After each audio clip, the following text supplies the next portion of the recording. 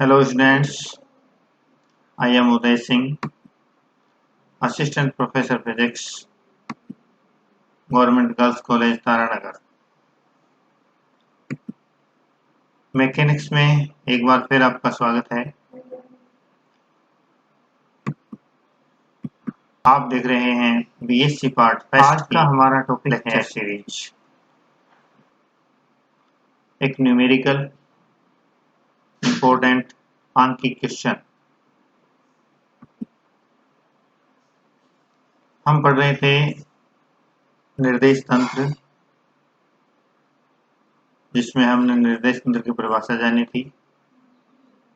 इसमें हमने position of the particle के बारे में पढ़ा था। इसी पे आधारित एक इम्पोर्टेंट न्यूमेरिकल आज हम लेते हैं। वैसे भी आप जानते हैं न्यूमेरिकल्स फिजिक्स की आत्मा है। जब तक न्यूमेरिकल समझ में नहीं आते हैं तब तक फिजिक्स का रियल नॉलेज हमें मिल नहीं पाता है। हम वो कॉन्फिडेंस प्राप्त नहीं कर पाते हैं जिसकी बहुत आवश्यकता होती है इस सब्जेक्ट में आगे बढ़ने में। तो हमारा प्रश्न है, सिद्ध कीजिए कि एक प्रक्षेप्य का पथ दूसरे प्रक्षेप्य से देखने पर एक सरल रेखा दिखता है। अर्थात यदि एक प्रक्षेप्य से हम दूसरे प्रक्षेप्य को देखें तो उसका पथ है वो एक स्ट्रेट लाइन हमें दिखता है। ये सिद्ध करना है। ये क्वेश्चन बहुत इंपॉर्टेंट है, काफी बार एग्जाम में आया है। यहाँ भी आप देख सकते हो MGSU में 2015 और 2013 एग्जाम में ये पूछा गया है।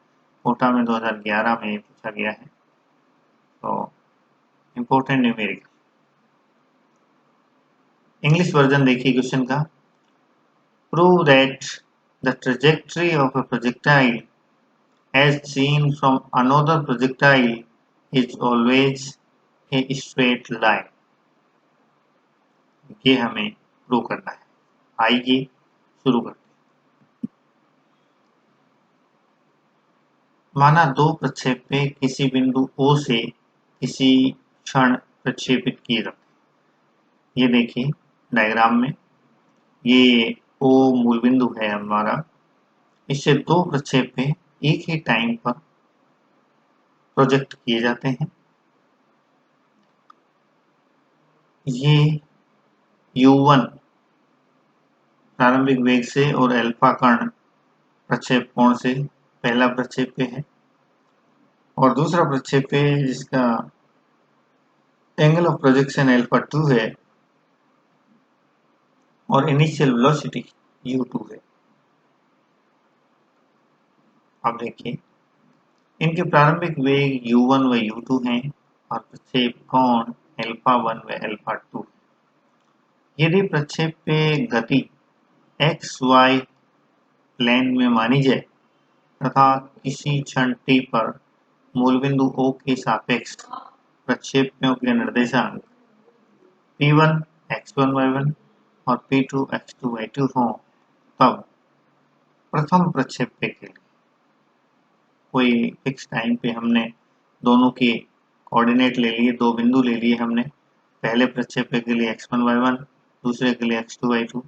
तो प्रथम प्रक्षेप्य के लिए प्रारंभिक वेग का क्षैतिज घटक, यहाँ से ये जो वेग हैं इनको हम घटकों में तोड़ें तो जो x के डायरेक्शन में घटक होगा वो कोस अल्फा होगा और y के डायरेक्शन में जो घटक होगा वो साइन अल्फा होगा। तो प्रथम प्रक्षेप्य के लिए प्रारंभिक वेग का क्षैतिज घटक हो जाएगा U1 कोस अल्फा 1 और ऊर्ध्वाधर घटक हो जाएगा U1 साइन अल्फा।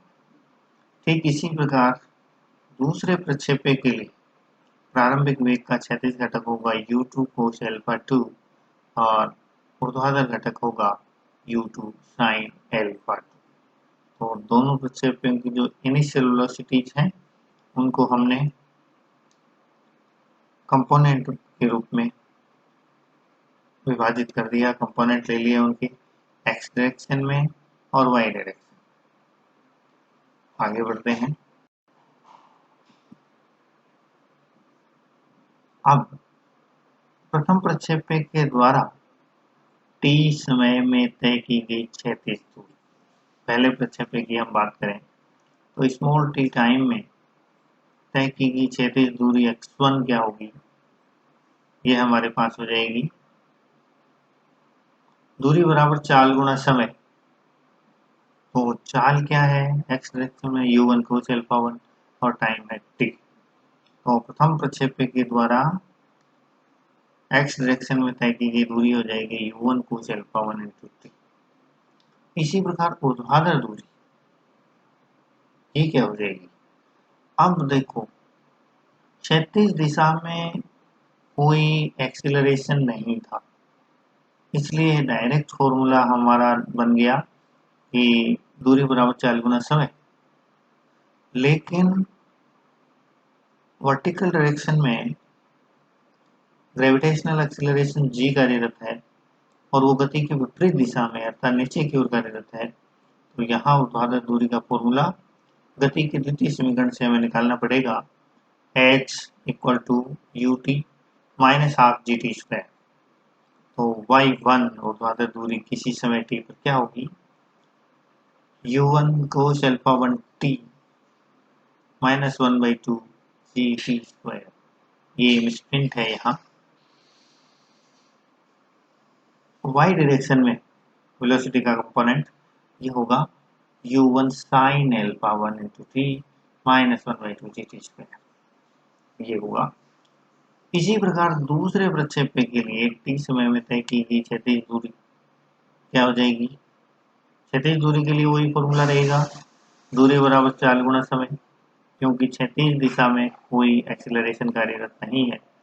तो दूसरे प्रक्षेप्य के लिए हो जाएगा x2 equal to u2 sin alpha 2 into t। और ऊर्ध्वाधर दूरी वापस वही गति के द्वितीय समीकरण से s बराबर ut minus half g t square. तो y डायरेक्शन में दूसरे प्रक्षेप्य के वेग का घटक u2 sin alpha 2 into time minus 1/2 जी टी स्क्वायर।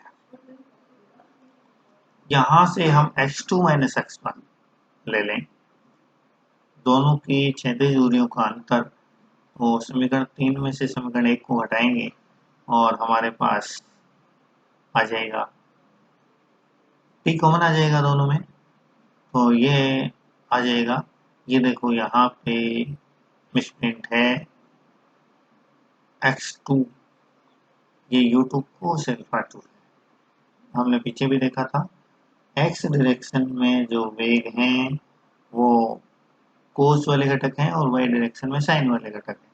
तो x2 माइनस x1 बराबर होगा u2 cos alpha 2 minus u1 cos alpha 1 into time. ठीक इसी प्रकार वर्टिकल डायरेक्शन में किसी समय t पर तय की गई दूरियों का अंतर क्या, इक्वेशन 2 और 4 का डिफरेंस 4 माइनस 2, तो ये जो टर्म है ये दोनों में है, ये तो कैंसिल हो जाएगी 1/2 जी टी स्क्वायर 1/2 जी टी स्क्वायर। तो ये टर्म माइनस ये टर्म, तो हमारे पास u2 sin alpha 2 minus u1 sin alpha 1 into t। यदि हम इन्हें डिवाइड कर दें y2 minus y1 divided by x2 minus x1, तो t से t कैंसिल हो जाएगा और हमें मिलेगा u2 sin alpha 2 minus u1 sin alpha 1 divided by u2 cos alpha 2 minus u1 cos alpha 1 बराबर m। ये एक फिक्स राशि, ये एक फिक्स राशि, यहाँ हम देख सकते हैं सारी चीजें कांस्टेंट हैं, u1 u2 कांस्टेंट है और अल्फा 1 अल्फा 2 कांस्टेंट है, तो ये फिक्स राशि है। यदि प्रथम प्रक्षेप्य के सापेक्ष द्वितीय प्रक्षेप्य के निर्देशांक कैपिटल X और कैपिटल Y हो, तो x2 माइनस x1 को हम कैपिटल X लिख सकते हैं और y2 माइनस y1 को कैपिटल Y लिख सकते हैं। और ये जो समीकरण 5 है ये इस रूप में परिवर्तित हो जाएगा, capital Y divided by capital X equal to m, ये वाला m, this implies y equal to mx।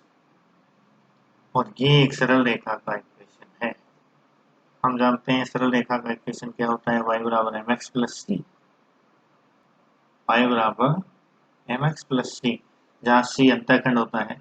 यहाँ चूंकि सी नहीं है, मतलब सी का मान 0 है, इसका मतलब अंतःखंड शून्य है, तो हमारी जो स्ट्रेट लाइन है वो मूल बिंदु से गुजर रही है, कोई अंतःखंड नहीं है। तो इससे ये साफ साफ पता चल रहा है कि यदि एक प्रक्षेप्य के सापेक्ष दूसरे को देखें तो हमें उसका पथ है वो एक स्ट्रेट लाइन के रूप में दिखाई देता है।